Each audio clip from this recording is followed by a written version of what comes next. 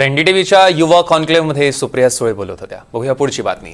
नाशिकच्या त्र्यंबकेश्वरला गुन्हेगारी प्रवृत्तीच्या टोळक्यांकडून पत्रकारांना मारहाण झाली आणि या घटनेमध्ये गंभीर जखमी झालेल्या पत्रकारांची मंत्री छगन भुजबळ यांनी रुग्णालयात जाऊन भेट घेतलेली आहे, तब्येतीची विचारपूस केली। वाहनांच्या प्रवेशाची पावती घेणाऱ्यांकडून मारहाण करण्यात आली आहे। या मारहाणीत काही वृत्तवाहिन्यांचे पत्रकार जखमी झालेले आहेत। शासकीय रुग्णालयात जखमींवर उपचार सुरू आहेत। या प्रकरणी आता 3 आरोपींना पोलिसांनी ताब्यात घेतलंय। त्र्यंबकेश्वरला साधू महंतांच्या बैठकीच्या कव्हरेजला जात असताना ही घटना घडली। तर पत्रकारांना त्र्यंबकेश्वरमध्ये मारहाण करण्यात आली आणि वाहनांच्या प्रवेशाची पावती घेणाऱ्यांकडून ही मारहाण करण्यात आली आहे आणि छगन भुजबळांनी या सगळ्या पत्रकारांची भेट घेतलेली आहे आणि याचा निषेध सुद्धा केलाय, कारण यात काही वृत्तवाहिन्यांचे पत्रकार जखमी झालेले आहेत। आपण दृश्यांमध्ये बघू शकतोय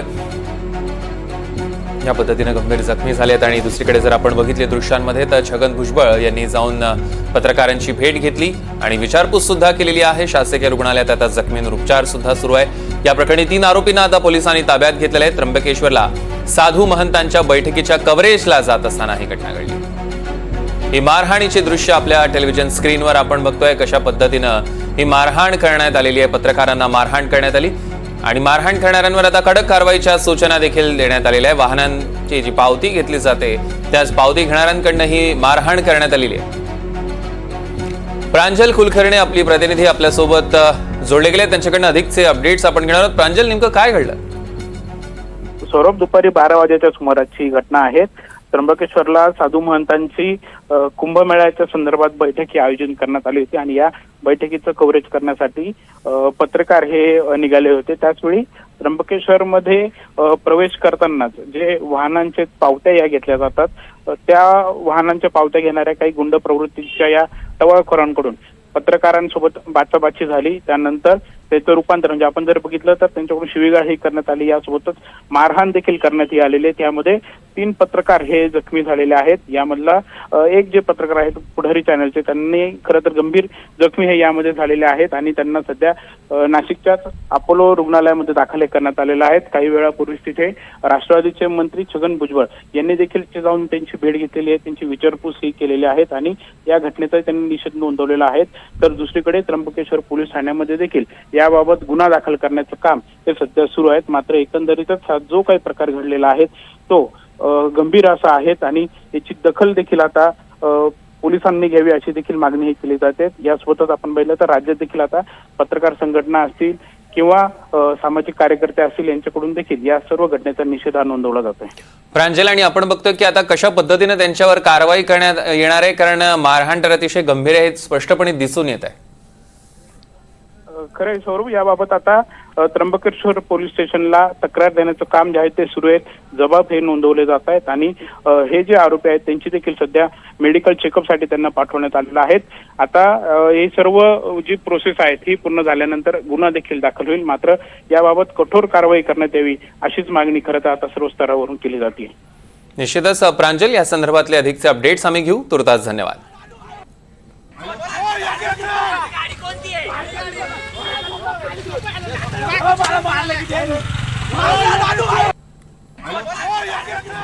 चाललो होतो, एंट्री केल्यानंतर तिथे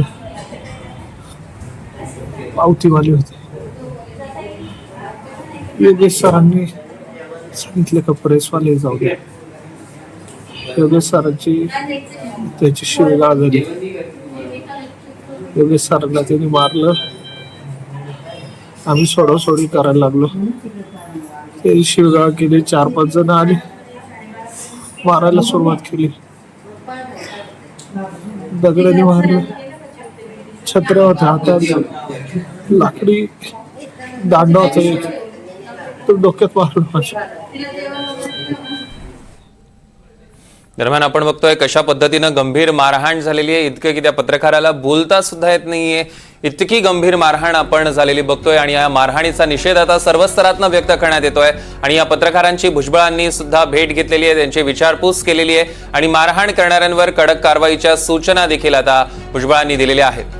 कारण पत्रकारांना अशा पद्धतीने त्र्यंबकेश्वरमध्ये मारहाण करण्यात आली। गुंडांची ही मारहाण आपण दृश्यांमध्ये बघू शकतोय, कशा पद्धतीने या गावगुंडांच्या टोळक्यांनी प्रवेशाची पावती घेणाऱ्यांनी हा पत्रकारांना मारहाण केलेली. आपण बघतोय की काही जणांनी मध्ये सुद्धा पडण्याचा प्रयत्न केला, मात्र या गावगुंडांनी अक्षरशः घेरलं आणि त्यांना मारहाण केली.